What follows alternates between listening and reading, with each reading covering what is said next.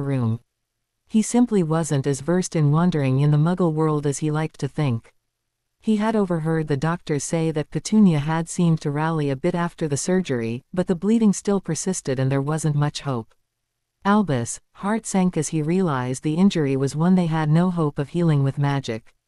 Blast, he needed Petunia for the warding. However, Petunia's son was also of Lily's blood. He could ward Harry Potter as well. With the parents dead, the Dursley boy would likely be taken in by relatives. Vernon had a sister if Albus remembered right. She could likely be bribed into taking Harry as well, and letting Albus cast the blood wards. He just needed to find the boys. He cast an enervate at Petunia and watched her slowly wake. "Petunia, my dear, whatever happened? Where are your son and Harry?" Albus asked urgently. Petunia heard Albus, voice with dread. She had known that he would surface with this debacle. She hoped Harry and Dudley got safely to Severus. She recalled Lily telling about the wizard method of mind reading, and how she had to avoid locking eyes with certain other students, because she was sure they knew how. Petunia carefully kept her eyes averted as she replied, trying to appear willing to answer his question. I sent them to a friend's house, they'll be safe there. She hoped he would be satisfied with that. Who, Petunia? I need to know who has them. Albus asked impatiently. Petunia considered her options with dismay, and decided to go with unconsciousness. Albus huffed in aggravation, and left. Muggles could be so fragile. He couldn't involve the Aurors, the Ministry would snatch the boy who lived, in a trice. He hated to involve the Order more than necessary, they would ask too many questions, and he didn't have any good answers. How could Vernon have turned out to be such a violent beast?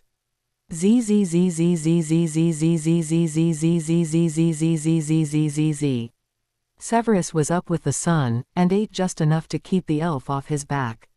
He sat, drinking cup after cup of hideously strong coffee. He didn't even pretend to read his research notes. If Harry and Dudley weren't here by noon, he and Lucius would start the search. His mind was a bit blank as to how to do that. There was a sudden knock on the door, making his over-caffeinated nerves jump. He sprang to the door and opened it, taking in the sight of two boys. His eyes flew to the smaller one's familiar green eyes, and almost wept with relief. Lily's son was safe. He felt his face move into an unfamiliar shape. A smile. It had been a while since he had had anything to truly smile about. Please come in, I am very glad to finally meet you, Harry Potter. And you as well, Dudley Dursley. Severus drew the door open wide, and let them in. Thank you, sir. Harry was relieved, apparently Mr. Snape wasn't angry that they hadn't waited for them at Privet Drive. Aunt Petunia told us to come here, like we planned. Dudley gasped a sob at the mention of his mother. Severus looked alarmed and handed the boy a vial of something. It's a calming draught, I dare say you need it after the trauma you've endured. Severus gave the boy as sympathetic a look as he could muster. I saw your mother yesterday, she was alive, but in truth she is not doing well. The boys nodded, they had expected as much. Dudley downed the potion without hesitation and got a rather odd look on his face, just before slumping over. Harry looked alarmed. Was he supposed to do that, sir? He likely has felt so stressed, that the sudden relief made him faint. He'll likely sleep for hours, I'll take him up to the spare bedroom. Severus waved his wand, and levitated the boy up the stairs. He felt a bit of smugness at Harry's gasp of awe, and look of utter admiration. Harry followed him up carrying Dudley's overstuffed duffel bag, and sat it by the bed Dudley now occupied. Severus and Harry wandered back downstairs and sat at the small table, and Severus summoned Tinker. Harry yelped in surprise, frightening the elf. Severus introduced Harry and the elf. Tinker was, of course, ecstatic to be serving Harry Potter. Tinker's duties were explained, and Harry ordered some sandwiches and juice. Severus watched the hungry boy eat and considered the now spectacular bruise on Harry's face. It needed to be healed. He narrowed his eyes, but first he needed the abuse recorded. There were ways to chart injuries that had occurred in the past, and that would be done as well, but it was always better to have a healer see something like this themselves. I'm going to call a friend over who will be helping us with legalities. He helped me furnish the place we'll be living at. Severus had resigned himself to the idea that he would likely be living at the Dragon Reserve with the boys at least until Petunia recovered, and if she died, permanently. He didn't mind the change. He had clung to Spinner's End long enough. With the dragons, Dudley really wants to see those. Harry perked up considerably at the thought of dragons. Severus nodded with a smile. Petunia had been right that the boys would be pleased with the dragons. Severus flowed to Malfoy Manor and informed the very relieved Lucius that Harry and Dudley had arrived safely. Lucius stepped through, and brushed off the soot. Harry had finished eating, and went over to stare at the fire that the wizard had come through. They had read about flowing, and fire calling, but it was still amazing to see it done the first time. He couldn't wait to tell Dudley. Lucius, may I introduce you to my new ward, Harry Potter. Harry, this is my friend Lucius Malfoy. Severus made the introduction, hoping things would go well. Lucius was always unpredictable, and Harry was an unknown factor. "Very honored to meet you, Mr. Malfoy," Harry said in his most polite tones. Aunt Petunia had told him she had given Mr. Snape the guardianship papers when he visited. He thought it was brilliant that the man seemed proud of Harry being his ward. The Dursleys had always hidden him, and acted ashamed to have him around. "Very pleased to meet you as well, Mr. Potter." Lucius looked him over with interest. The scar was mostly hidden by the messy hair. He narrowed his eyes at the bruise. The nerve, that a brutish muggle would dare strike a wizarding child. Harry seemed well-mannered and was looking at him with interest, but no awe, as many did. "An ally well worth cultivating, then. My guardian said you were helping us. I want to thank you for that," Harry said quite seriously, impressing both Lucius and Severus further. "You are very welcome, Harry. My son, Draco, is your age and is a bit jealous that you will be living close to dragons. He's quite taken with the creatures," Lucius answered with a smile. Harry beamed back at the man. Mr. Malfoy had a son, a potential friend who would know all about the wizarding world. "I believe we will need the services of a discreet healer that will be listened to at any legal proceedings, and perhaps a lawyer," Severus intoned. Lucius raised an eyebrow, and nodded and moved to the flow and called the lawyer, and spoke to a very pricey and discreet healer's office. Severus was soon playing host to Lucius Malfoy's personal lawyer and a healer who had brought along a motherly Medowitch who tutted and fussed over a squirming Harry. "We need evidence, in case someone tries to say the lad was not subject to physical abuse," Severus explained to the healer. "And I need to know if there is any damage needing repair. I know he wasn't fed well." The healer nodded in understanding. The bruise was carefully recorded, and a spell cast to record any injuries and the general state of the health of the boy in the past. The healer and the Medowitch looked at the parchment that had recorded the spell. They frowned and glared at Severus. "He just came into my care this morning," he said in chilly defense at their unspoken accusation. "Well, he's had a few broken bones, but the number of bruises he's received from beatings are so numerous that they are just recorded in numbers per month. His state of malnutrition is worrisome. You'll be needing to see to nutritional potions." The healer looked aggravated that there was no one to yell at. "The spell actually shows that the bruises are from beatings." The lawyer looked gratified at that, as he perused the guardianship papers Severus had produced for him. Harry had dug out the papers for Dudley from the goblin bag, and given them to the lawyer, as well. Lucius read some of the list on the parchment over the healer's shoulder, and paled a bit. He then glared out the window, wondering if it would be possible to smuggle Harry's uncle into Azkaban and toss him into Bellatrix's cell along with a few sharp knives. The Medowitch looked around. "You said there was another boy to be looked at, Professor Snape." "Yes, he's upstairs sleeping." At her look of anxiety he explained a bit coldly. He was in shock from having witnessed his father shooting his mother with a muggle gun. The Medowitch and healer looked horror-stricken at that. I, of course, immediately dosed him with a calming draught. He did tire of people assuming the worst of him. The Medowitch nodded, unfazed by his irritation. She trotted upstairs to take care of Dudley. She returned after recording and healing him. "Great Scott. He's a good 40 pounds overweight. They both are in need of healthier diets." "Yes, I am aware of that. My house elf will be given strict instructions," Severus answered resignedly. The healer and Medowitch finally finished up, after they spelled his glasses to fit his eyes better. The healer muttered about shoddy work. Harry looked around in amazement, and Severus snorted. Apparently the eye prescription had been very out of date. The healer gave copies of the parchments to the lawyer and Severus agreed to take the boys to see him again in a few weeks. They were soon gone, leaving just the lawyer. "Well, how do you see this playing out?" Lucius asked hardly. The answer had better be good. The four wizards apparated back to Spinner's. They then arranged for the healer to attend Petunia discreetly and report her progress to Severus, good or bad. The healer had told them there was a faint chance that Petunia would survive. The injury was one that was unpredictable, much depended on the patient. However, she seemed to be responding well to treatment. Dudley was sitting next to Harry on the sofa when they arrived.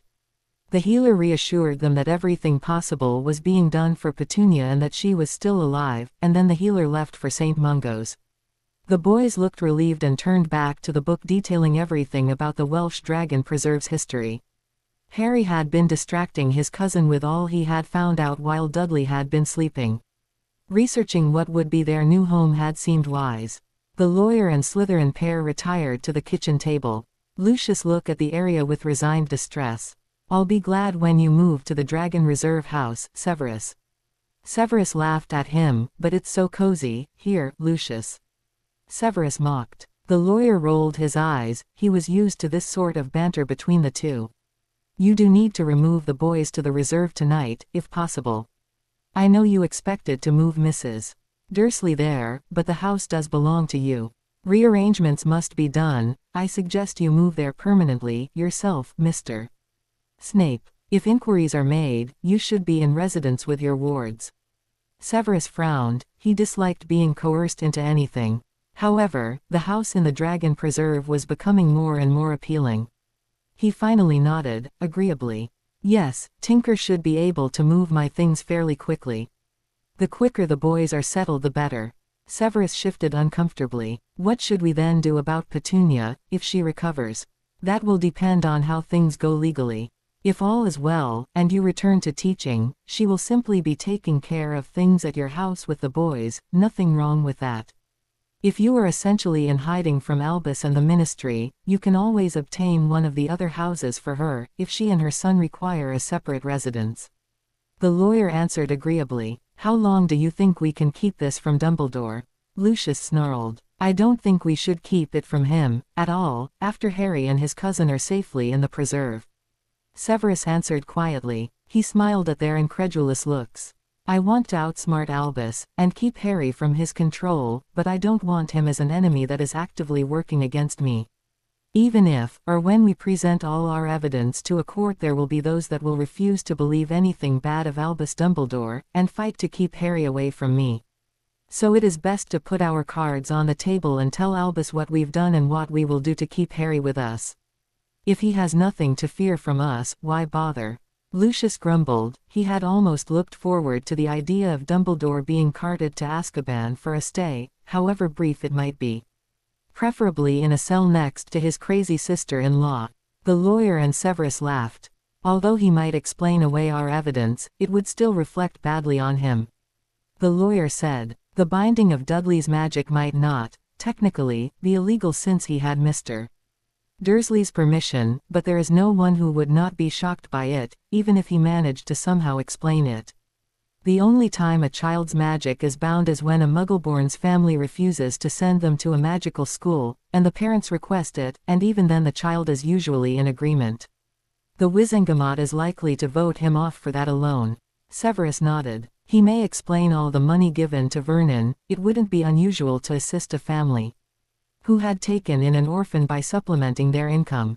However, it's quite obvious the Dursleys didn't actually need it, and the amounts given were grossly overdone. People will think him an idiot, or wonder why he gave Vernon so much, especially after telling Vernon he didn't want Harry raised as a wimp, etc.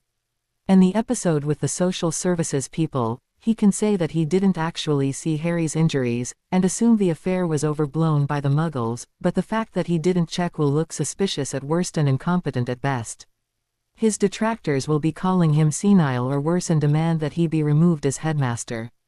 Albus won't want any of it brought to light for that reason." Severus finished with a smile, the lawyer nodding vigorously in agreement. Lucius' smirk had grown larger by the moment. Beautiful, if only they could release it all to the general public. He sighed. Albus was too well loved, and knowing him he would somehow turn it all around on them. "Well, when do you plan to drop the news on him, then?" Severus frowned. "I'll get the boys moved today, and send him and all that I've news on their whereabouts, and meet him at the Lakey Cauldron this evening. We should make several copies of the evidence and papers. My lawyer will keep one, you put one in your vault, Severus, and you can take another set with you to confront him with." Lucius frowned. "I'll follow you under a glamour, you may need backup." Severus thought for a moment and nodded. Who knew what Albus would do when thwarted? The lawyer nodded in agreement as well, made the required copies for Severus, and then left. Lucius and Severus ambled back out to the small sitting room.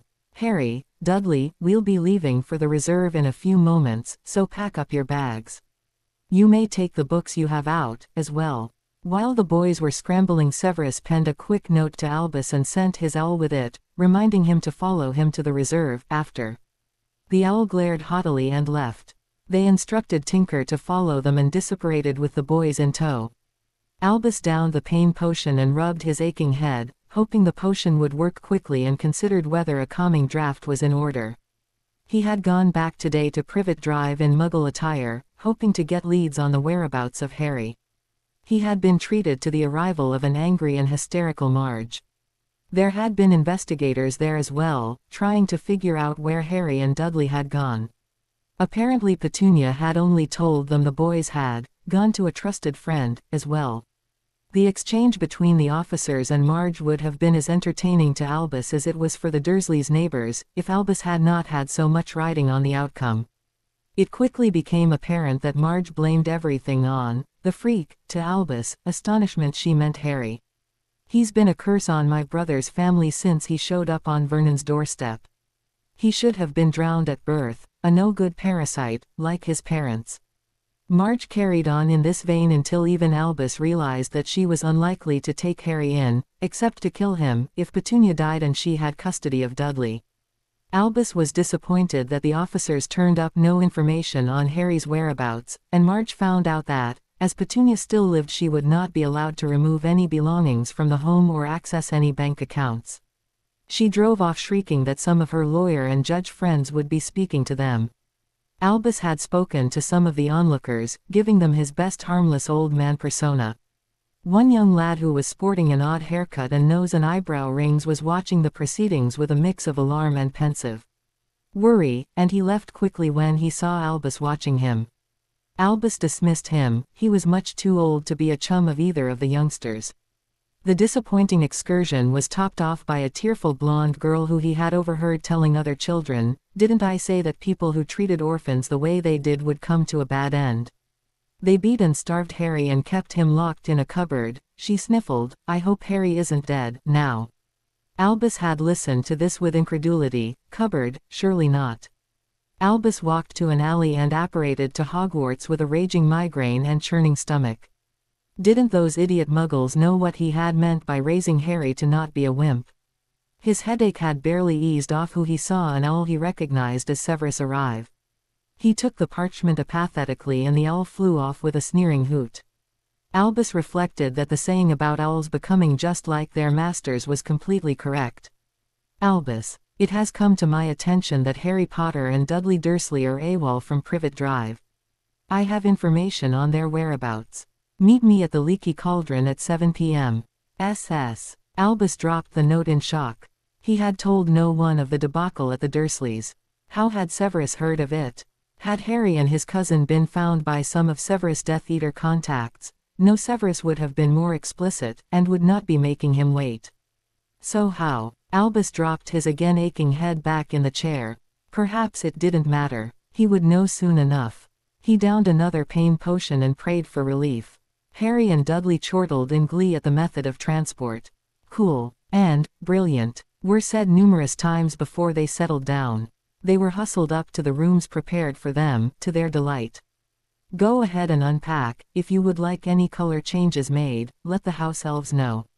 If there are any other things needed, or if you forgot to pack something, let me know," Severus told them. He ruffled Harry's hair, amused at the boy's awestruck look at a room of his own. "Thank you, sir, it's wonderful, I love it."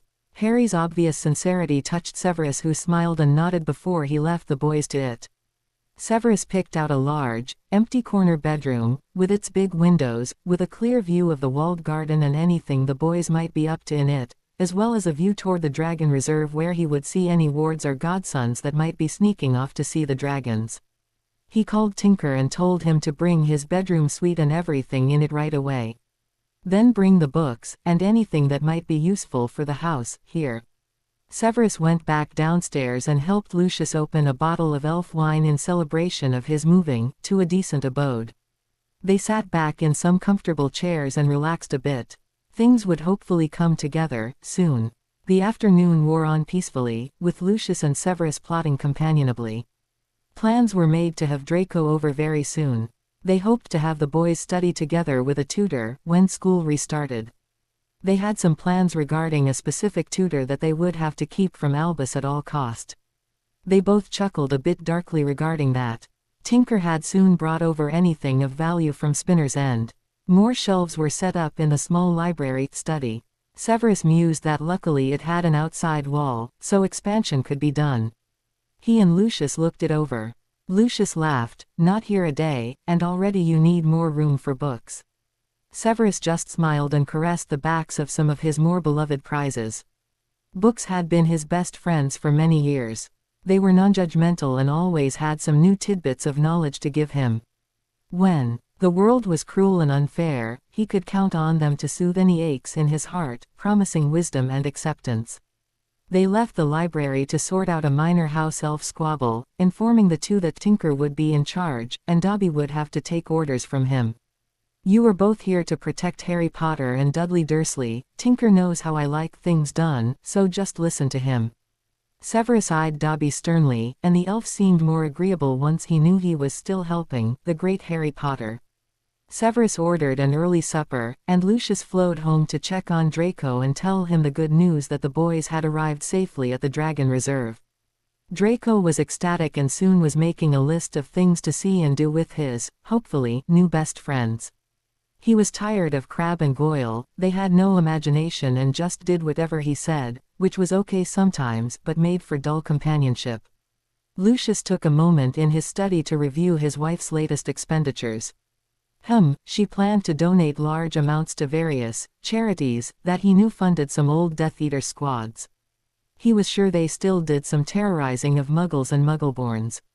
He cancelled the donations and sent word to Gringotts that Narcissa was to no longer pull money from any of the vaults for donations. Lucius also lowered that amount that she could take from Gringotts to a few sickles a day. He would start tomorrow on cancelling or lowering credit at various stores. That should piss her off, and force a confrontation. He smiled. He was looking forward to this particular divorce battle. During Voldemort's reign of terror, and while Abraxas still lived, Narcissa had lorded it over him and never let him forget that she was a daughter of the noble House of Black, and he should be bowing and scraping before her.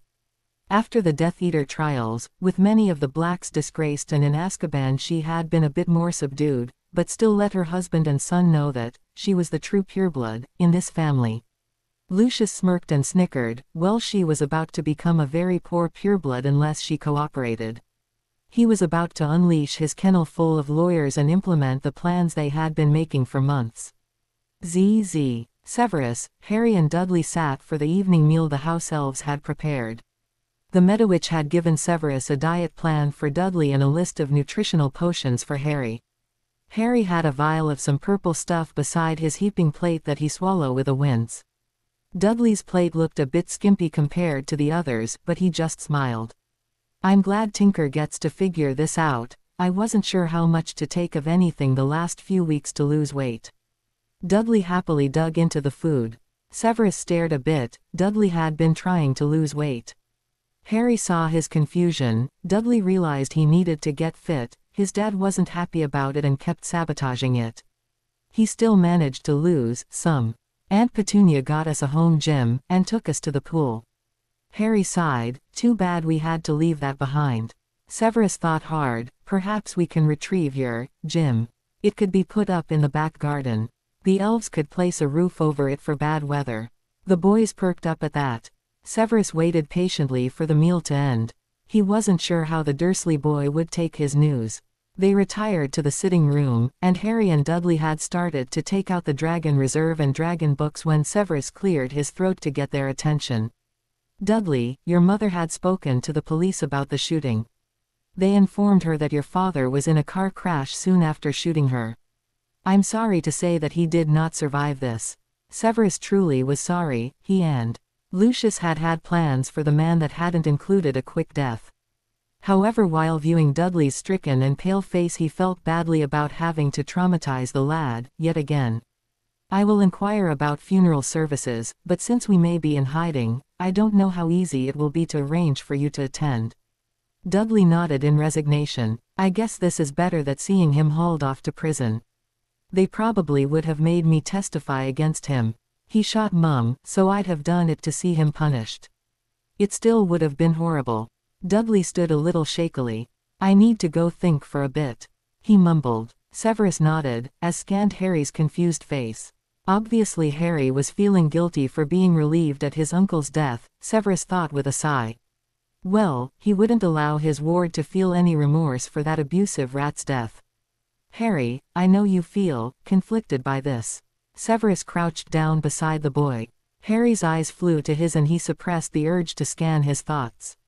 Vernon Dursley treated you abominably, and now he can no longer do so. So you have every right to feel relief. He was never a real guardian to speak of, he was your jailer, and at home a prison. Feeling set free and being glad your jailer is gone is perfectly normal. You did not kill him, he caused his own death. Never feel guilty regarding his death. Severus watched Harry's face run the gamut of sadness, guilt and finally acceptance. To Severus' shock Harry whispered, "Thank you, sir." And then he grabbed Severus around the waist and hugged him briefly. Severus briefly hugged him back and then stood. I have to go meet Headmaster Dumbledore in a few minutes.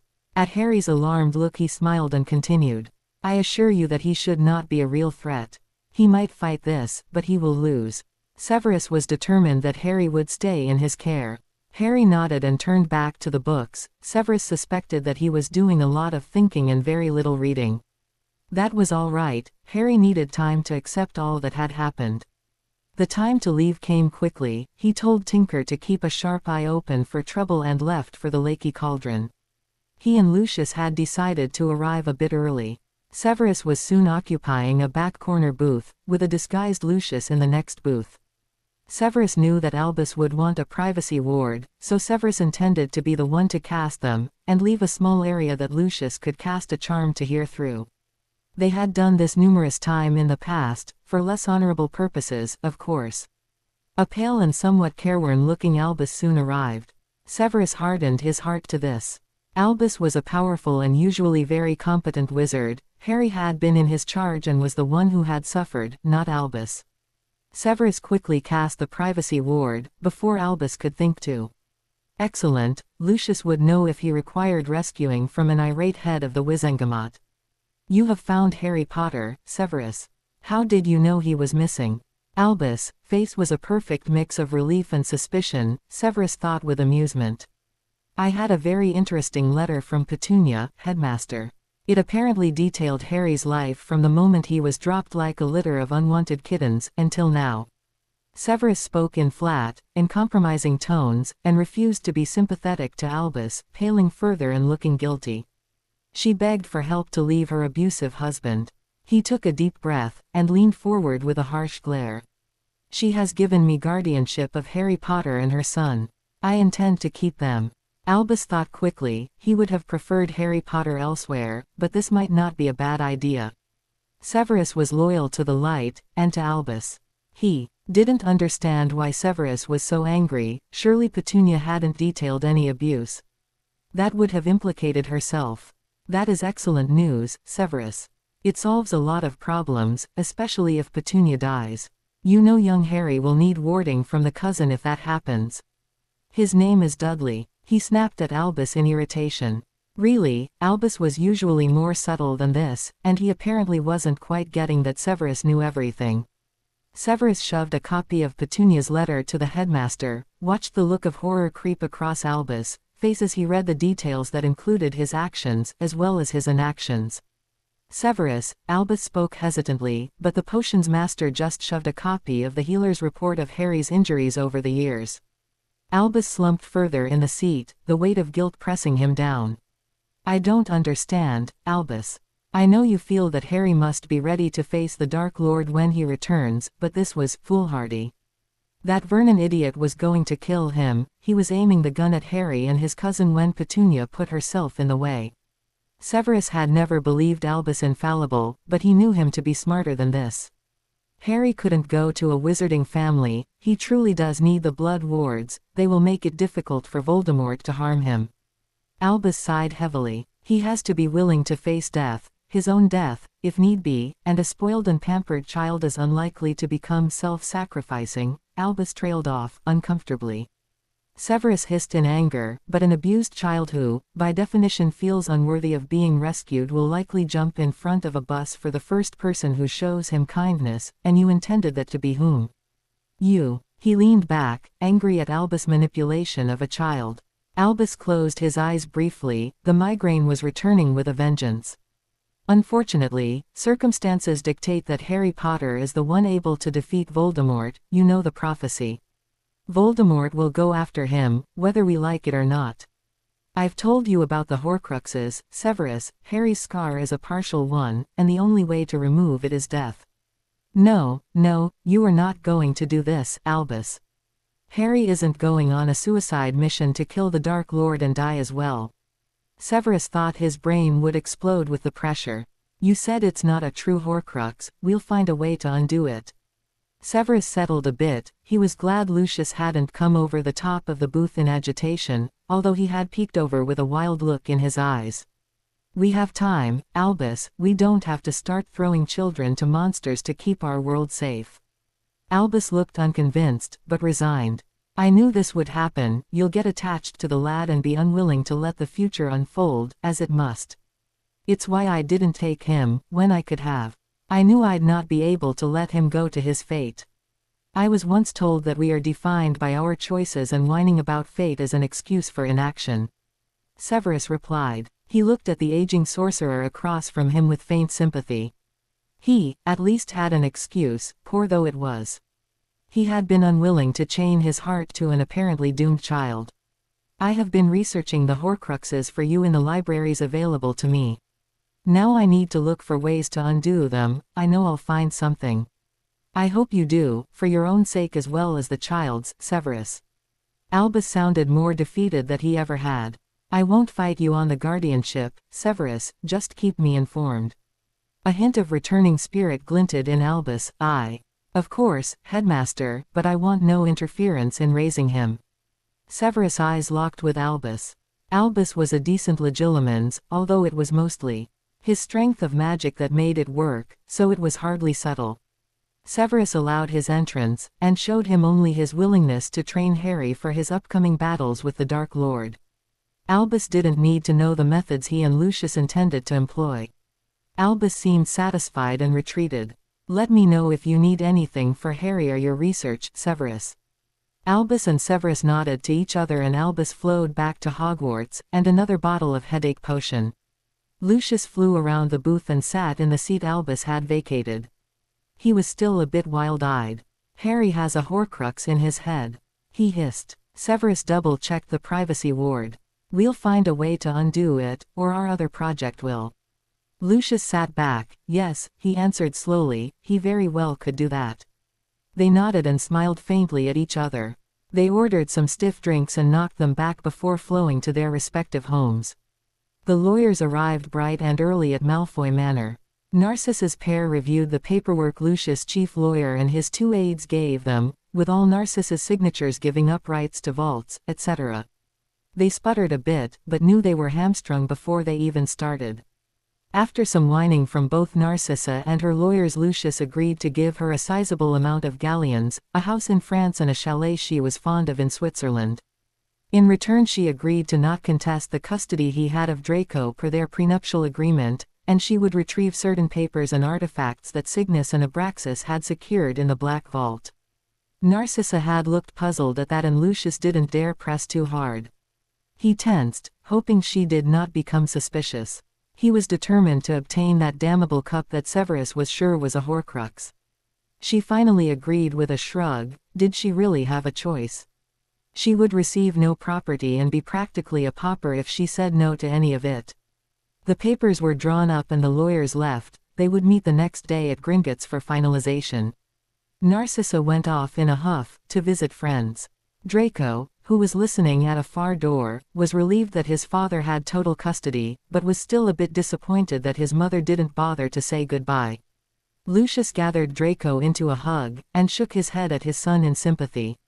At least the torment will be at an end. Draco nodded with a tight smile. I found some games to introduce Harry to. He held up a wizard space bag that Lucius was sure was packed full of only Merlin knew what. Lucius chuckled briefly, and then spoke to his heir seriously. I know I do not have to tell you how important first impressions are, Draco. The boy nodded. Harry and his cousin are novices here in the wizarding world, and you could quickly become a valued friend to them. With your knowledge, just remember that no one appreciates a know-it-all. Draco nodded. He recalled how little he appreciated Pansy constantly correcting him at a stargazing camp they attended together. Lucius continued, Harry may be a half-blood, but you need to forget all your mother's prejudices against them. Some of the most powerful wizards in the world are half-bloods. Albus Dumbledore, Harry Potter, and for all his posturing the Dark Lord was one, too. Lucius smiled, and I don't need to tell you that there are few wizards stronger or smarter than your godfather. And further, Harry seems to be fond of his cousin, so politeness is called for toward him. Dudley seems nice enough, though not as well-mannered. I'll remember, father, Draco promised. He was finally getting to meet an ally worth cultivating. He was tired of the dull-witted Greg and Vincent, and the fawning Pansy. Blaise seemed all right, but Lucius was wary of his frequently widowed mother. The Malfoys flowed to Dragon's Rest, with Draco eagerly grinning. He found Harry and Dudley sitting in the window seat in Harry's upstairs room, leafing through the large book of dragons and peering out the large bay window. They were sure they could see a Hebridean black sunning itself on a distant rock. Draco dropped the bag near them and pulled out a pair of magical binoculars and aimed them where they were pointing. Yes, you are correct, it would be hard to tell from this distance without the binoculars. Draco handed the binoculars to Dudley and turned to Harry, and put out his hand a bit nervously. I am Draco Malfoy. Pleased to meet you. Very pleased to meet you as well. I am Harry Potter. Harry was relieved that Draco seemed a friendly sort. Draco pulled 2 more binoculars from the bag, and soon all 3 were yelping with excitement. Draco told them that the director of the reserve had brought his elderly Chinese fireball with him when he had taken the position, and he tended to stick close to the buildings to soak in the hot spring there. They all hoped to be the first to sight the scarlet-colored Chinese dragon. Severus and Lucius watched from the door for a few minutes, pleased that things had gone well so far. They then retired to the sitting room to gloat about hoodwinking Narcissa. I'm sure she'll get the cup for us. I listed several things, and made it sound like just one more artifact that had belonged to Abraxas. She'll want the money and houses badly enough to release almost anything. She can't remove money from the Black family vault, but she can get objects out, luckily. Lucius gloated, having his blood-obsessed soon-to-be ex-wife retrieving one of Voldemort's Horcruxes was the cherry on top of the ice cream sundae of a day. He and Severus toasted each other with their bottles of butterbeer. It was just too early for any serious drinking. They plotted companionably. They would need to accelerate their plans for a certain diary Lucius had in his possession. Albus might begin working harder on the Horcruxes, and they needed to be a step ahead. We need to break the binding on Dudley's magic, Severus interjected. It will make it unnecessary to invite Albus here, or to have to meet him elsewhere, where we might be at a disadvantage. I think the 2 of us can break one of his spells, working together. Lucius shuddered. I still wouldn't want to be at the other end of his wand, if he's out for blood. Lunch was served and they explained the plans to release Dudley's magic. Draco was horrified to hear of the binding. The idea was truly nightmarish to Draco. Having one's magic bound. There couldn't be anything worse. Yes, Dudley said with a hesitant smile. It will be the best birthday present ever. Damn, Severus thought. He had forgotten that Petunia had mentioned a birthday. Vernon's sister had been coming, and they had decided to leave before her arrival. I apologize that your day was forgotten, due to circumstances. Severus looked at Dudley ruefully. Dudley grinned a bit sheepishly. I forgot about it, myself, until just now, and I don't think a big celebration would be, well, he hesitated, uncertainly. He was sure that having a party while your mother might be dying and your father was dead was just not right. Yes, Severus answered, relieved at Dudley's apparent understanding. There is no reason to not serve your favorites tonight at supper, with a special dessert. Severus brightened with an idea. I'm sure that an excursion to the Dragon Reserve Center would be enjoyable for all 3 of you dragon-obsessed lads. I need to see the director, anyway.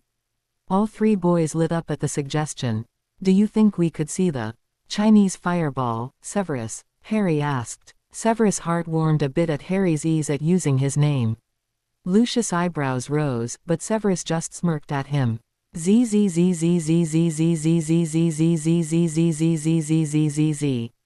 Lucius' chief lawyer Angus S., along with his Muggle-born aide, stood in front of number 5 Privet Drive.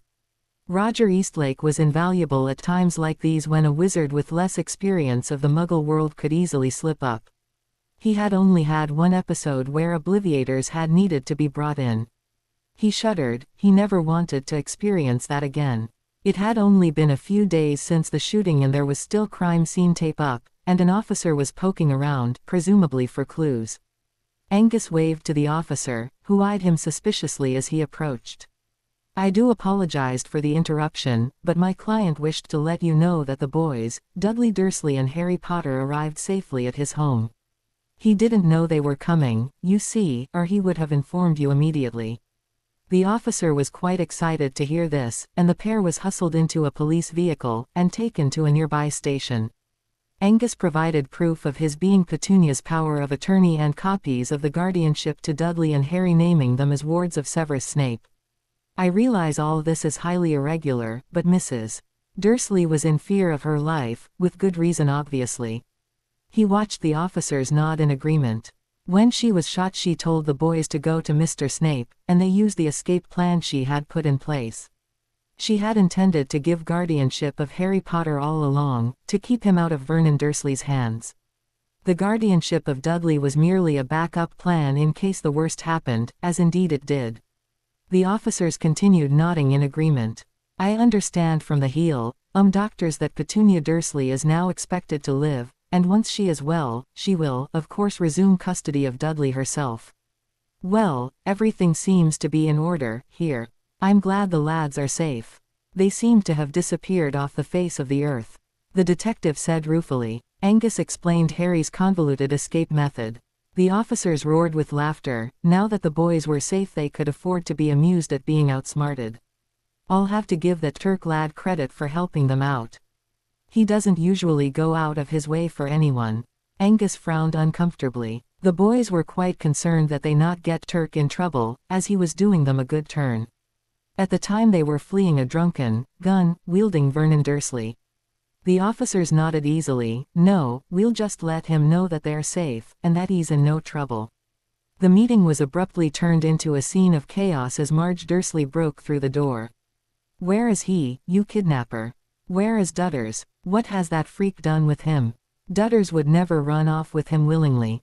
The astonished pair of wizards watched in fascinated horror as the officers tried to calm the clearly inebriated woman down. She finally sat with a huff. "I have friends, you know. Judge Hartley and Judge Bennett will see that things are put right." The officers squirmed uncomfortably. "Ms. Dursley, Petunia Dursley has given guardianship of Dudley to Severus Snape, temporarily, until she is well, after being shot by your brother, Vernon. It wasn't his fault, I tell you." Marge was immediately shouting. "He said Petunia was acting strangely, sticking up for that freak of a nephew of hers. Not feeding Dudley right, making him think he needed to lose weight. It was no wonder he went off the deep end." The detective frowned. It sounded as if the woman approved of how her brother had treated the Potter boy, calling him a freak like that, in front of officers, too. The officers looked at Angus a bit pleadingly. However Vernon Dursley came to be pointing a gun at 2 boys and his wife, the fact remains that he ended by shooting his wife. Now that Vernon is deceased, Petunia has the say in who will care for Dudley. She is, after all, his mother. Severus Snape has guardianship of both boys, and that is the end to it."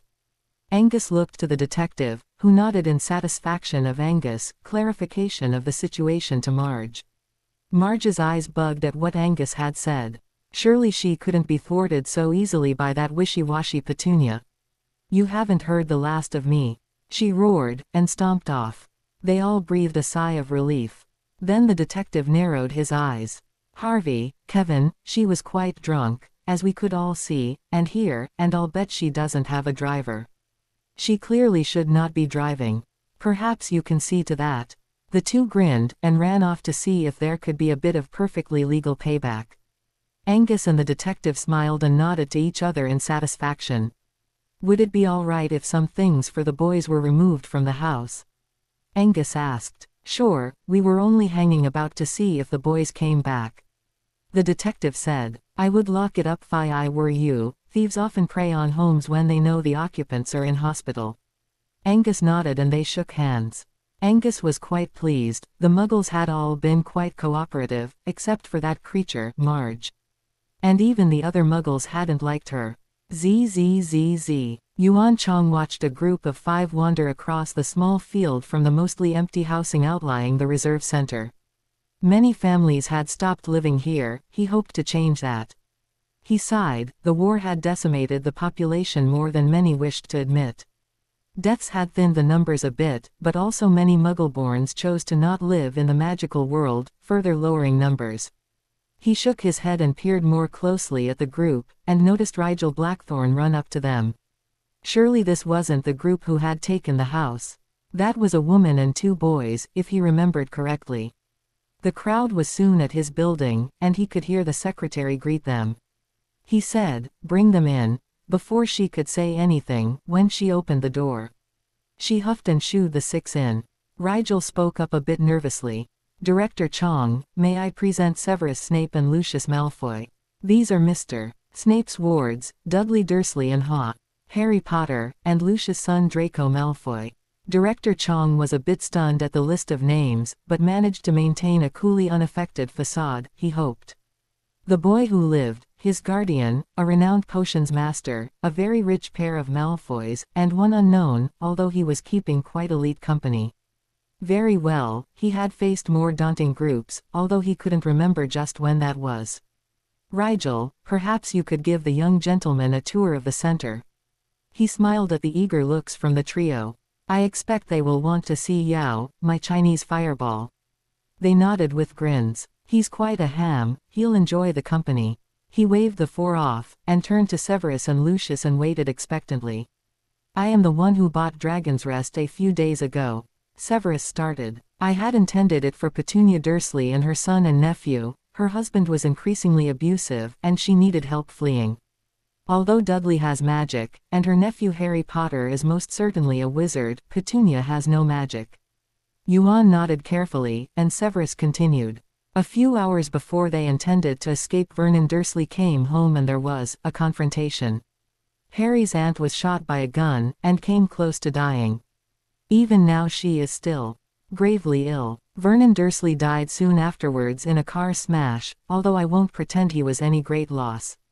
Yuan was fairly sure that dismay was now on his face, but he managed to again nod at Potionsmaster Snape to continue the tale.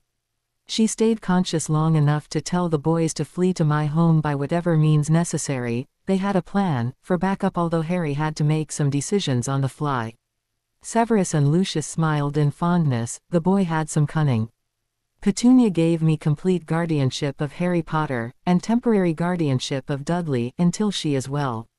This changes the plans I had made. I intend to live at Dragon's Rest, now, with Harry and Dudley. I intend, of course, to return to teaching at Hogwarts, if all goes well. Petunia will likely stay there, this last year until the boys start school. At some point Petunia may need to buy her own home. And what does Albus Dumbledore think of all this? Yuan had not become director on his skill with dragons alone, his wits were well sharpened, as well.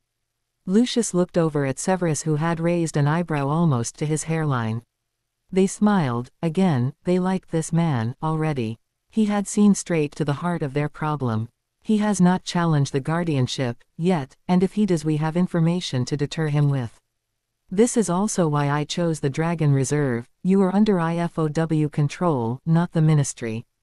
And Chairman Rustum Argon is not a fan of Albus. Rustum will hold the chair for another 8 years, Harry will have his majority by then, if we have to hold Albus off by staying here, if you are agreeable to that. Severus was well aware of the possible fallout he was asking this man to bear, if the British Ministry of Magic came into play. We are not dependent on the British Ministry, but they could become a nuisance. However, we will shelter you if need be, and I have a great many friends on other reserves, most of whom are cousins. We can move you to one of them, far away, if things become too hot, here.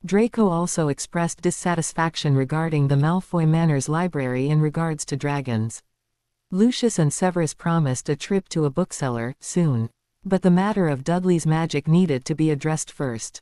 Harry and Draco were placed on the sofa and told to not move an inch, or suffer unspecified consequences. Dudley was in a chair in the middle of the room with Lucius and Severus flanking him. They cast several spells, determining just what binding was used, and just how strong it was.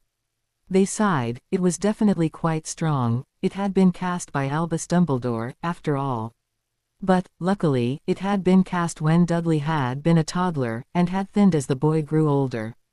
The spell was still effective, but its lessening would aid them in its undoing.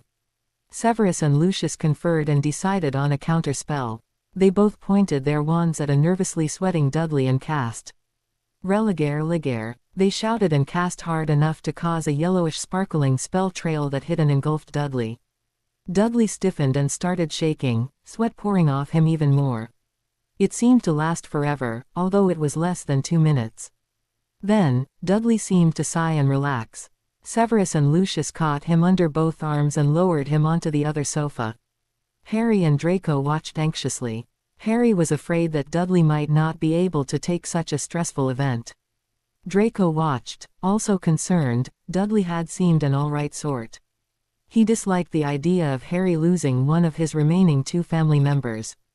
They watched, sweating a bit, themselves when to their astonishment Dudley started to giggle. Dudley had never felt so light or happy. The spell had felt horrible. He could feel something grabbing onto him, refusing to let go, and finally being torn away, freeing a part of himself he had not really known was there. Now, he knew it was his magic, swirling through him a joyous dance of happiness at being free. Dudley giggled some more. He knew if he wasn't so incoherent with joy he would be disturbed by all this giggling, but at this moment he just didn't care. Harry remembered that Severus had said Dudley would be euphoric. He started giggling himself. Draco looked horrified by his amusement until Harry explained. "Oh," Draco said, understanding now. "I suppose having the magic released all of a sudden would make him, well, giddy." Severus and Lucius waved Harry and Draco out of the sitting room. "Let him calm without an audience. He'll likely be a bit scatterbrained until tomorrow, but he will be calmer after an hour, in time for supper," Severus said. The boys nodded and ran up to Harry's room, so Draco could show him the wizard games. Lucius and Severus went out to the walled garden, Severus having explained he wanted to cover part of it for the boys' home gym. Severus had to explain exactly what that was to Lucius' baffled amusement.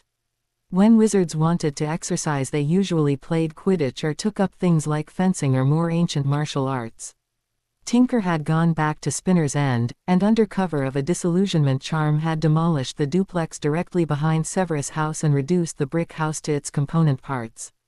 He brought the bricks and wood that Severus had asked for, and now Severus waved his wand, creating a brick floor and columns, topped by a timbered roof attached to the manor. The other 3 sides were open to let in the breeze. He could ward the weather out during the winter. Tinker was summoned and sent to Surrey for the gym, and it was set up quickly. Lucius and Severus looked it over. Lucius was still baffled, and decided to try it. He gave up quickly after almost garroting himself with a pulley. Severus solemnly promised to have the children show him the ropes with it, making Lucius snarl and flush a bit. Having the Muggle machine best him hadn't been fun. The supper was served with Dudley's favorites. The Malfoys weren't sure what to make of the meatloaf and potatoes with a side of carrots. A still dizzily giddy Dudley poured a large dollop of ketchup over it, to their horror. Tinker scuttled up between Severus and Lucius and hissed, "I has steak and mushrooms with asparagus ready if masters would prefer." Lucius was so relieved he gave his first real compliment to an elf. "You were a lifesaver, Tinker. Please bring it in." Tinker scurried away happily while Severus laughed at Lucius. The adults were soon eating happily on steak. Draco tried the meatloaf, mostly out of curiosity. The house elves had managed to make it flavorful and he ate part of it before opting for the steak. Harry was still at the point of simply being happy at seeing regular meals and ate all of the meatloaf and then had steak as well. Dudley was still too euphoric to notice what was on others' plates. A chocolate confection was served for dessert with candles on it. Dudley blew them out after saying, "My wish has already been granted, so I just hope Mum gets well." There were murmured agreements from everyone, and the cake was served. Dudley asked for a small piece. "I don't want to undo all my progress." Lucius asked about the gym equipment as casually as he could, while still rubbing an aching neck. They soon moved out to the new patio. Harry and Dudley exclaimed in happiness at seeing the area that Severus had made. He was thanked with a hug from both of them, causing an uncertain smile. Children didn't hug him or say thank you to him often, except for Draco. Dudley didn't feel he was safe trying to work with anything, at present. So Harry explained the various parts of the gym to the fascinated horror of the Malfoys. Draco thought it might be interesting, so Harry lay on the bench and started showing them how the bar attached to the weights was to be pulled on so as not to strangle oneself. The four stood around him as he pulled on the bar, groaning with the effort. There was a startling shriek of fury from the doorway, but Severus and Lucius pulled their wands a bit late. Lucius was thrown halfway across the garden, and Severus was tossed into a wall. "You will not harm Harry Potter," Dobby shrieked. He tossed another hex at Lucius, who ducked this one. Dudley yelped and ducked behind a column. Draco yelled angrily, "Stop it, Dobby, we aren't hurting anyone." "You were torturing him, I heard him in pain." Dobby screamed. "You will not harm Harry Potter." He reached a hand toward Harry, who scrambled away toward Severus. The elf was obviously crazy. Harry reached Severus, who was shaking his head and trying to stand. Draco was yelling at Dobby, who was pushing past him, still trying to reach Harry. Lucius stood, and recovered his dropped wand. "Let Harry Potter go." Dobby was running toward Severus, who pushed Harry behind him, and aimed his wand at the onrushing elf. A containment spell from Lucius caught Dobby before he reached them, enveloping him in a sparkling chain that prevented any magic from the elf. A furious Lucius Malfoy, with hair in disarray, rushed up in fury, only the presence of children preventing him from killing the elf then and there. Dudley stumbled up closer and looked at the elf. Whoa, he was really angry. What did he think we were doing to Harry? Draco reluctantly answered, "I suppose the gym looks a little like a torture device."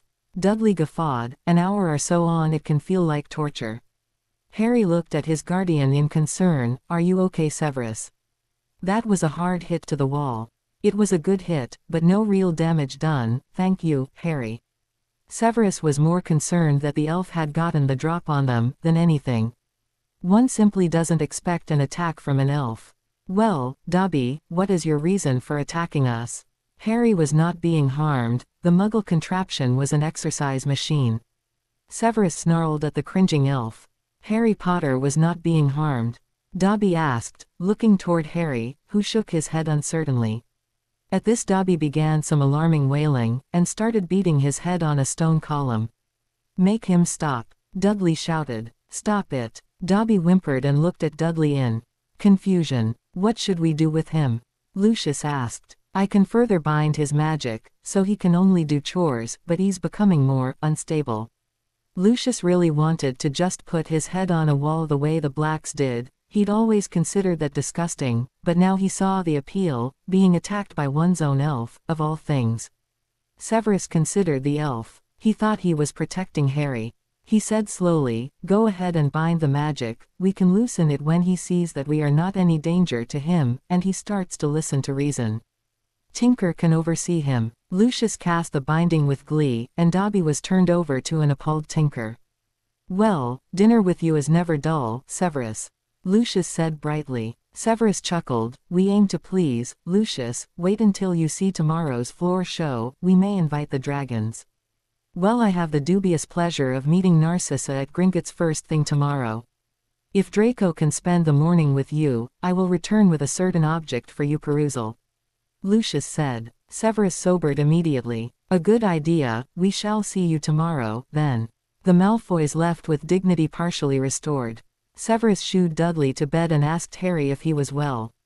"Yes, but why was the house elf so protective? I've never met him before." Severus sighed and sat him down. "You know, now, that your parents died fighting the Dark Lord." Harry nodded. "Your mother was given the chance to step aside to save herself." Of course, like any mother worthy of the name, she stood firm and the Dark Lord killed her. But her sacrifice protected you and the Avada Kedavra rebounded and destroyed the Dark Lord, instead, and gave you that scar. That is why people will know you wherever you go. You were the only one to ever survive the killing curse, and the Dark Lord that they feared was gone at the same time. So you were seen as a hero. But it was really my mother that did it. Harry was confused. People prefer live heroes, Harry. Severus answered with a laugh. Run along to bed, you can read a bit if you want. Harry scampered off, and Severus went his own desk to dig through more old tomes on Horcruxes. He was sure there would be an escape for Harry. The morning dawned brightly, promising to be a scorcher.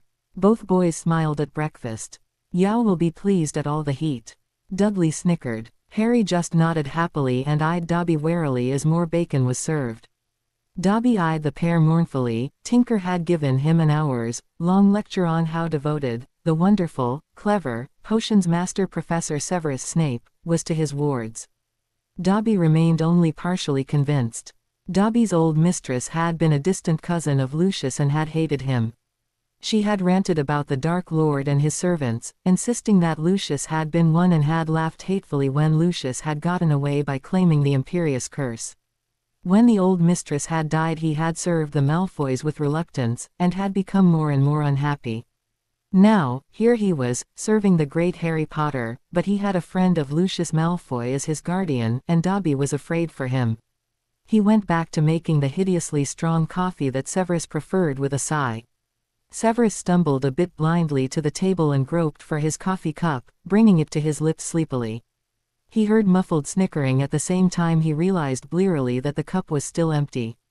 He set the cup down and glowered at his insolent charges. Tinker popped in next to him with the coffee pot and served a steaming cupful.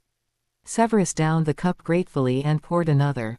I should warn you both that I'm not a morning person. It's best not to bother speaking to me until I've coffee in me. The boys grinned, and made a few coffee jokes and threatened to buy t-shirts for him regarding coffee. I saw one that said, I have too much blood in my caffeine system, that would be perfect. Harry chirped. Now that he was on his third cup even Severus smiled, as he started on the excellent scrambled eggs. I expect you outside this morning, before the afternoon heat strikes. Severus told them. He appreciated their interest in studying about their new world, but they needed to be outside as well. I'm sure that Draco will bring some games to interest you, while I set up my lab. Draco arrived, then, right on cue. All the boys trooped out to the garden, Draco holding another bag of goodies that they were all giggling over as they left. Severus watched them and hoped for no broken bones, then went with Tinker to the cellar. The cellar would have been adequate for a small lab, but if this was now to be home Severus wanted a deluxe one. He had sent Dobby and Tinker to demolish another two of the awful spinners and hovels under the disillusionment charm. The three of them soon had the cellar expanded and deepened using brick and timbers from the old houses. Ventilation and lighting were improved and shelving and cabinets were also salvaged from the houses. They would do well for storage. Severus looked around. Adequate for now, he could add upgrades over time. Tinker fetched his potions equipment and ingredients, and Severus was one again in business. He usually made a fair amount of money over the summers, and he needed to get moving on his usually very lucrative potions. Of course, now with more room he could brew a lot at one time. He sighed happily and headed for the shower. Lunch would start soon.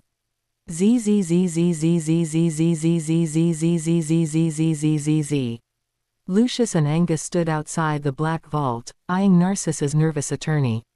They were awaiting Narcissa's return with the list of items Lucius had demanded. Before she had gone in she had demanded he also give her one of the British manors near London in exchange for her fetching the items. He had raised a brow and said, "Perhaps, if you were able to find all the items." She had smirked triumphantly and gone in. Angus had expected this and had withdrawn the relevant manor title from his wizard space briefcase. Narcissa finally appeared at the doorway holding a featherlight bag. "Do I get the manor, Lucius?" She waved the bag enticingly. "I have found them all." He sighed a bit dramatically and nodded, and Angus held up the title. Narcissa stepped through the door and raised her own eyebrow. "The gold cup appears to have belonged to someone important, Lucius." She stopped in front of him. I want my house elves Terry and Tizzy, there are only 2 in each of the other houses. Lucius glared and eyed her coldly. No more last-minute demands after this. He hissed. She smiled and gave him the bag. Lucius gave her the title and called the 2 house elves to her. The pair left the bank without further words between them and both went to thoroughly ward their houses from each other.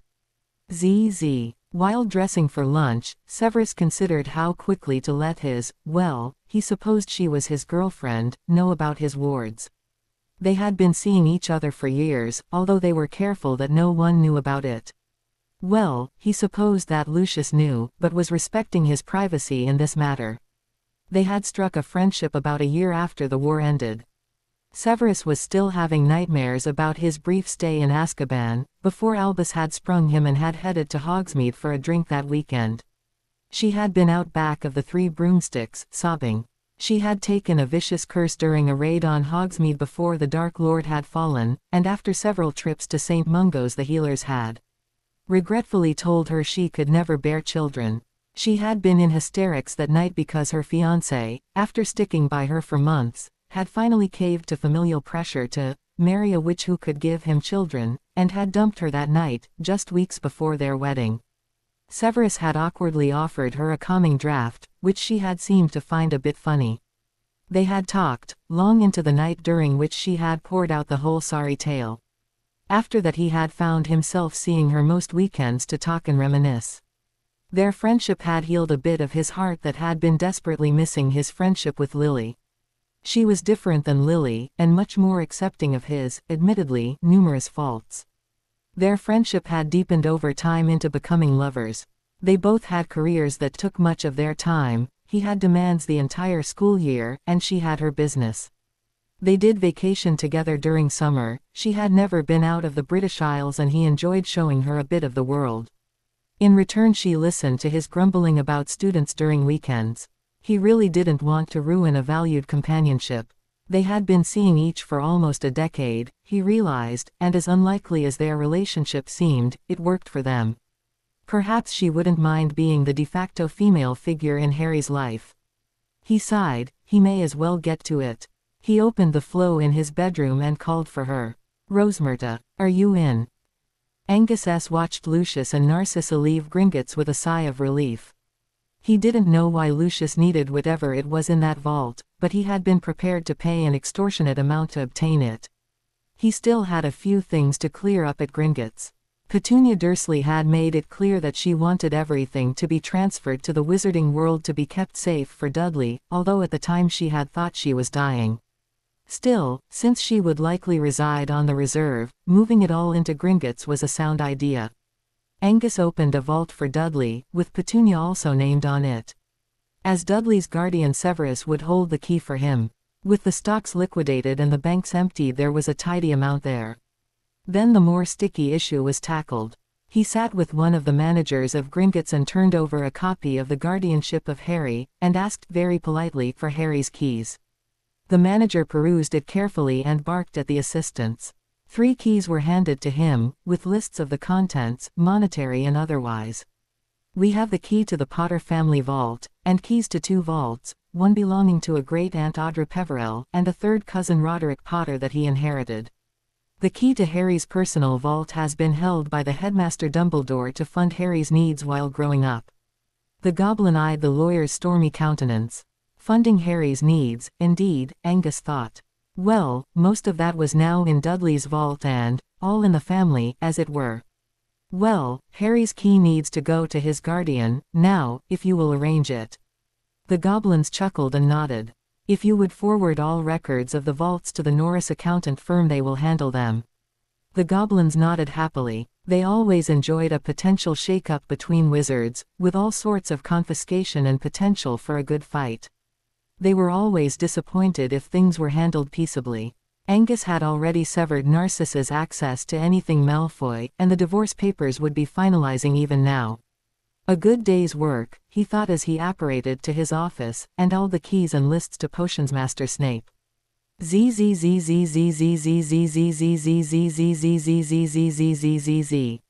Lucius arrived for lunch in triumph, waving the bag at Severus, who nodded with a smirk.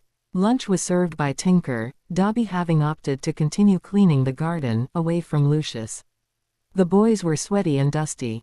They had played exploding snap and gobstones and worked out on the gym, while Draco explained the intricacies of Quidditch. They were all eager to learn to fly, although, perhaps flying in the dragon-infested skies of the reserve would not be all that wise. Harry cleared his throat and looked at Severus. Do you think we would be able to go swimming in any of the ponds around here? I know the dragons use them, but could one of them be warded, or something? Harry looked at him hopefully. Severus looked thoughtful. That would be a good pastime for the hot weather. The reserve would not ward any of the ponds for you. It would be useless, the dragons already know they are there, and would break the wards. They have their own sort of magic, you know. Severus smiled at their crestfallen looks. However, I'm sure the director would let us build a pool near the compound that the dragons would leave alone. They don't fly into the center, by agreement with the reserve, though they sometimes do wander in on foot if they need help, or something. So, they should treat it as part of the center, and leave it alone. Dragons seem a lot smarter than the books say they are. Draco offered, while all three boys grinned. They were getting a pool.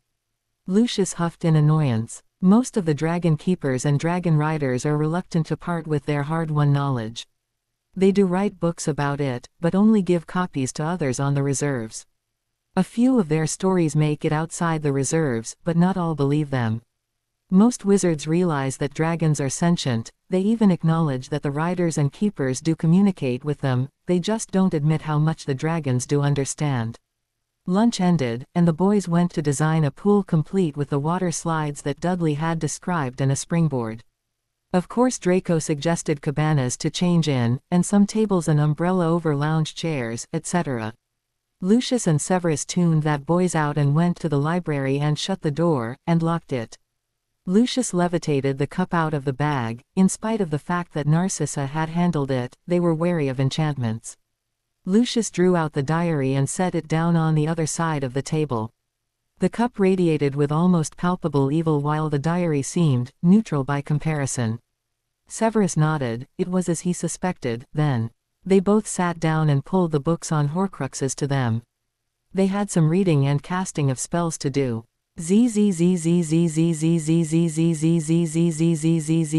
Z.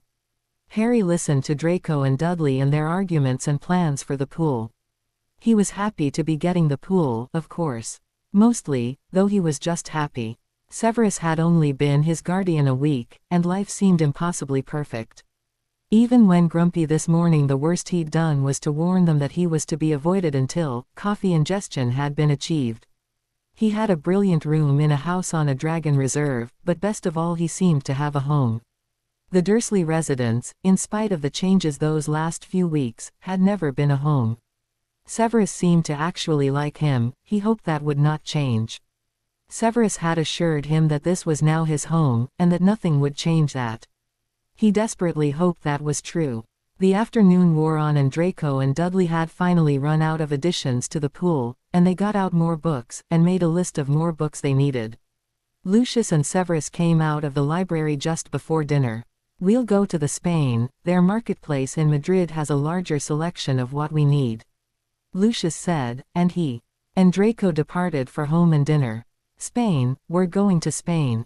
Dudley squeaked with excitement. Yes, we have things we need to obtain and you will have a chance to interact with wizards without being mobbed by Harry Potter fans. Severus smiled at Harry to take any sting out of the words. Harry just grinned. A trip to Spain, as well. His guardian was brilliant. Severus looked uncomfortable and Harry thought he even saw him squirm a bit. I also have someone who wishes to meet you both. She'll be coming on the excursion with us. There are a few places Lucius and I need to visit we don't want you to go in, and she can see that you three can continue sightseeing. At the boys' blank looks, he continued.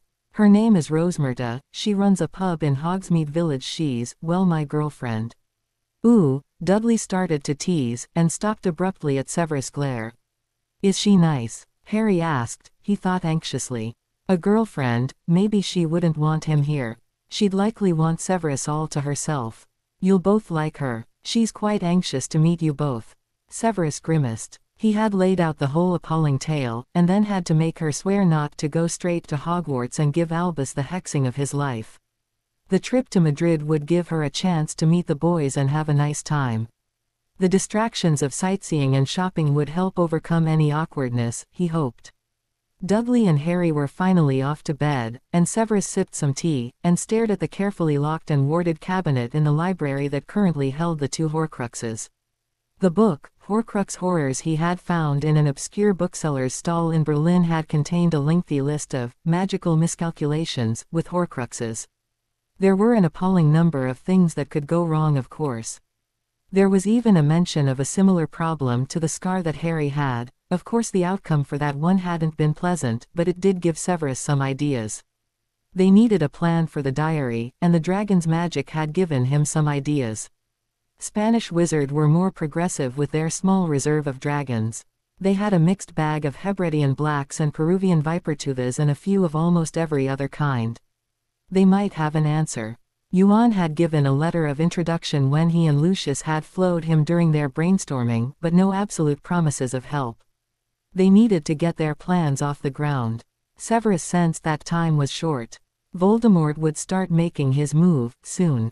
He would want to kill Harry before he was out of school. Severus closed his eyes. Harry had already wormed his way into his heart, to his dismay. The thought of him dying was already intolerable. He wouldn't let that happen, ever. The trip to Madrid was delayed, briefly. The 3 boys were crowded around a book about the city when an alert went off, warning Severus of a flow call being made to his house on Spinner's End. Lucius nodded to him. He would take care of things here at Dragon's Rest, as necessary. The flow call was likely from Albus, and may, or may not go well. Severus quickly apparated to his lab at Spinner's End so he would appear to have already been there when he approached the flow. The old, ugly furniture was still in place, but there was no hiding the fact that his books were gone. Albus would see through any illusion and be even more suspicious. He walked to the flow, hoping the headmaster was in a hurry, and wouldn't bother looking, or ask to see Harry. "Severus, boy." Albus started jovially. "Gringotts sent a letter asking for Harry's key. Are you in need of money for him?" "Not at present, but I'm sure that he will need it at some point." "Is that a problem, Albus?" Severus' eyes narrowed. "No, I have the key, here, but why bother, if you only have him for the summer? The Weasleys will likely have the lads when you come back to Hogwarts in the fall, or whenever they boys get to be too much. I'm sure they would take him earlier." Albus twinkled at him, half expecting Severus to shove the boys through, at once. "What are you blathering about, headmaster?" Severus answered, controlling anger with difficulty. "Harry is staying with me. I am his guardian, if you recall." Yes, Albus agreed, hurriedly. "But you have your duties to the school, and the boys can't be left on their own, can they? Petunia should be well enough to leave the hospital and take charge of them during the school year." Severus watched Albus carefully. He had to steer cautiously between satisfying the old coot's questions, and not giving too much information. "She's going to live." Albus brightened. "Well, they can resume their residence in Surrey, and all can go back to as it was." "Excellent." Harry would be back among Muggles for the year, and not too much damage would have been done. Unfortunately Petunia has no wish to return there, where she was almost killed. She wants a house elsewhere. We can cross that bridge when we come to it, though." Severus answered calmly, although he was seething at Albus' high-handed attitude toward Harry's guardianship. Severus was Harry's guardian and would remain so whether Albus liked it or not. In the meantime Harry will need clothing and likely more books. It is summer and the lads wish for excursions, as well. Albus took the hint, and sighed. Of course. And he tossed the key through the flow. "Let me know when the new house needs warding for Harry." He frowned a bit. A change of address for the Dursleys and Harry wouldn't be all bad. The Muggles on that street had seen too much. If Aurors or any of the Order asked around they would likely get an earful. A new address would be best. Severus thought he had got away cleanly, when Albus noticed the empty bookshelves. "Great Scott! Whatever happened to your books, Severus?" Luckily Severus had had a few minutes to plot. "I've moved them. The house elves are going to enlarge this place. I've needed more room, even without the guests. I don't want my books damaged by errant elf magic." Ah, good luck with the building, elves can get odd ideas. Albus snickered. Let me know how things go. Severus grimaced and the fire call ended to his relief. He apparated back to Dragon's Rest, feeling a bit like he had dodged a curse. Lucius and Harry listened to his retelling of the conversation with concern while Draco and Dudley were arguing over whether to go to a bullfight while in Madrid. He wants to give me to another family? Harry asked, alarmed. He liked it here with Severus. He was getting quite attached to his scary guardian. He was quite sure that no one would dare harm him if it meant they had to cross Severus to get to him. Severus looked at him, noting the anxiety. He felt warned that Harry didn't look all that anxious to be removed from his care. It won't happen, Harry. We're dancing around the issue with Albus, at present, to buy us time. But, if necessary, we'll all stay here on the reserve to avoid them. Yuan said he could send us to other reserves, if we need to flee the British Isles altogether. Harry peered into Ingardian's eyes. Dudley thought them a bit scary. Harry was never quite sure what Severus was thinking. His guardian had an excellent poker face, for sure, but the fathomless darkness of his eyes didn't frighten him. The jet-black eyes always looked protective and concerned when his guardian spoke to him, and he just knew that Severus wouldn't let him down without a hard fight. Harry smiled at Severus' answer. I know you'll keep us safe, Severus. I just wish this headmaster person would just let us be. Lucius and Severus snickered at hearing the great Albus Dumbledore being referred to in that way. He did give me the key to your Gringotts account. It's the account your parents set up to keep you in money for Hogwarts, and an apprenticeship afterward. There is plenty in it for any foolishness like Quidditch or the like. Severus smiled at Harry's delight. The Norris accounting firm will have the keys to the other 3 vaults, one belonging to the Potter family, and 2 other personal vaults of relatives who left them to you, when they died. Harry looked stunned at the idea that relatives would leave him anything. He looked down at the small key Severus had handed to him. I'll take good care of it, sir. Severus summoned Tinker and told him that his house in Spinner's End would have to be enlarged, as he had told the headmaster he intended to, and with his luck the old meddler would check. Just tear down the houses I own that are still up, build one like Dragon's Rest, perhaps a bit smaller, only 4 bedrooms, and set it back from the street. If you have time, today, a wall around the entire property would be good. Severus smiled as the small elf nodded happily. A knock from the floor was heard, and Severus opened it to let Rosmerta in.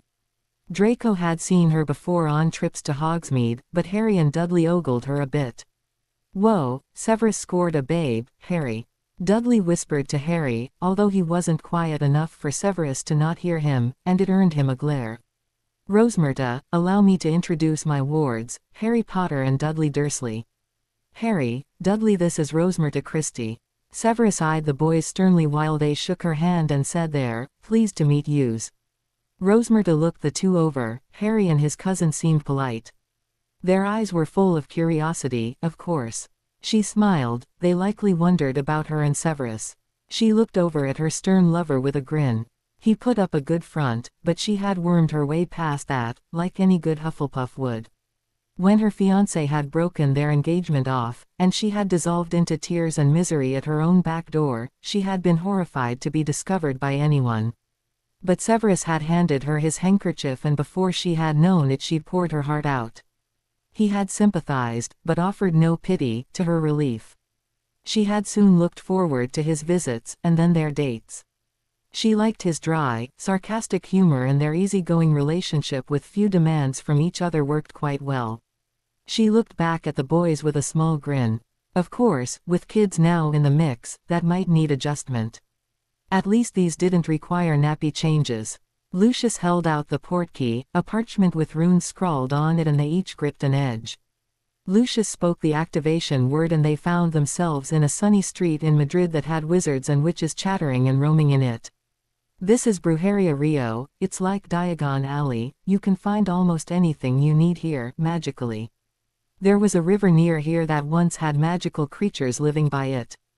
That is why they call the place Sorcery River.